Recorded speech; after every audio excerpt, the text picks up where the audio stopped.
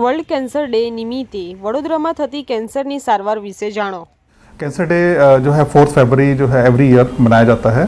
उसका रीज़न ये है कि भी लोगों के अंदर एक तो अवेयरनेस आए। एक्चुअली क्या होता है कि कैंसर के नाम से लोग काफ़ी डरे हुए होते हैं। उनको ये लगता है कि बस अभी लाइफ ख़त्म हो गई है और उसका कि कुछ नहीं रहा, लेकिन कैंसर से डरने की कोई बात नहीं होती। WHO के हिसाब से बात करें तो 30% कैंसर जो है वो क्योर हो सकते हैं और 30% कैंसर को कंट्रोल किया जा सकता है, यानी कि 60% जो है वो कैंसर को हम इजीली ट्रीट कर सकते हैं। और 30% पेशेंट जो बचे जिसके अंदर कैंसर क्योर नहीं हो सकता, उन पेशेंट्स को भी हम दवाइयों के अलावा उनकी लाइफ क्वालिटी ऑफ लाइफ को इम्प्रूव किया जा सकता है ताकि उनका वो रहे। अगर वर्ल्ड की बात करें तो लगभग 1 करोड़ 80 लाख जो लोग हैं वो कैंसर से ग्रसित हैं पूरे विश्व में। और ये देखा गया है कि उसके अंदर से जो 1 करोड़ है वो डेवलपिंग कंट्री में है और 80 लाख जो है वो डेवलप्ड कंट्री में, जैसे अमेरिका और यूरोपियन कंट्रीज़ हैं, ठीक है ना। और अगर इंडिया की बात करें तो यहाँ पर उसका 1/4 है, यानी कि 4.5 मिलियन, 45 लाख के आसपास इंडिया के अंदर कैंसर रोग से ग्रसित लोग हैं। 10 लाख नए पेशेंट इंडिया में जुड़ जाते हैं कैंसर के पूरे भारत में, और उसमें से अराउंड 6 लाख मर जाते हैं। तो इस तरह से मतलब अराउंड 60% जो है वो पेशेंट मर जाते हैं। उसके कई रीज़न है। उसके अंदर है लैक ऑफ अवेयरनेस। उनको कई लोग डर जाते हैं, कई लोग क्या देसी इलाज में चले जाते हैं, और उसके बाद जब एडवांस स्टेज आता है, जब उसको क्योर नहीं पॉसिबल होता, वो हमारे पास तब आते हैं। या कई लोग जाते ही नहीं है डॉक्टर के पास और घर में ही उनकी डेथ हो जाती है। तो इस कारण है कि lack of awareness the public जो है वो अलग अलग ऑर्गन्स में अलग अलग सिम्टम है। जैसे अगर हेड एंड नेक जो है, अगर हम पुरुषों की बात करें तो मेल्स के अंदर हेड एंड नेक सबसे ज़्यादा कॉमन है। उसका मेन रीज़न है टोबैको कंजप्शन। जैसे कि अगर गुजरात की बात करें तो लोग जो है वो पड़की वगैरह जो है गाल में रखते हैं, मुंह के अंदर। तो बकल मिकोजा और टंग का कैंसर काफ़ी ज़्यादा कॉमन है गुजरात के अंदर, स्पेशली इस एरिया में। उसके अलावा स्पाइसी फूड, या तो कोई दांत जो है वो आपका घर्षण खा रहा हो गाल के साथ, तो उस कारण से अल्सर हो जाए।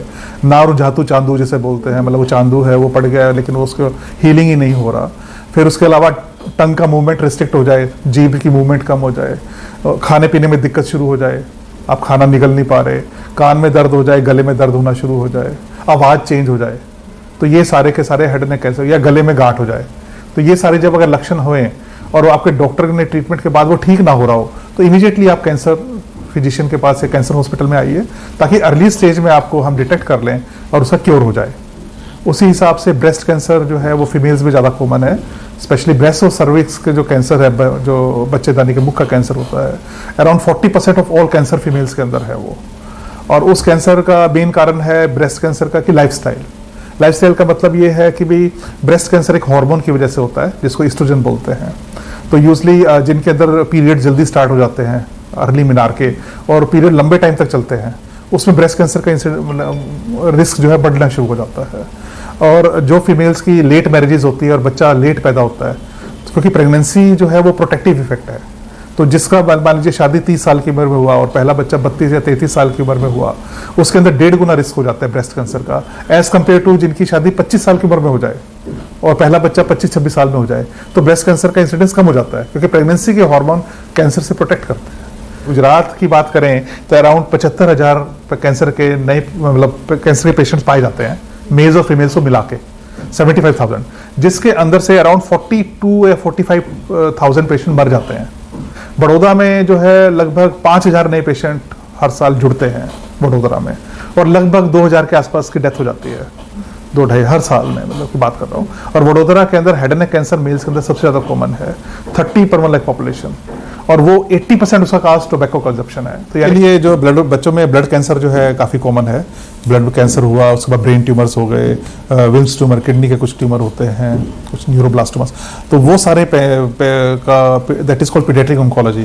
तो वो पेशेंट का इलाज भी यहाँ पे पॉसिबल हो गया है। हर कॉर्पोरेट हॉस्पिटल में देखें तो अब 20 से 25 लाख रुपए आता है, लेकिन हमने SSG हॉस्पिटल में 6 पेशेंट का इलाज कर दिया है, और 6 में से 5 पेशेंट बिल्कुल नॉर्मल हैं, जो हमारा सक्सेस रेट भी काफ़ी हाई, फ्री ऑफ कॉस्ट है। मतलब मैक्सिमम खर्चा जो है 15,000 रुपये आया है पेशेंट का, उससे ज़्यादा खर्चा नहीं आया।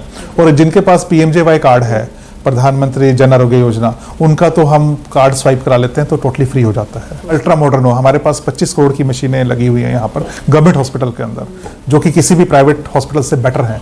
तो और निष्णांत भी यहाँ पे सभी ट्रेंड हैं, सभी फॉरेन ट्रेंड निष्णांत हैं।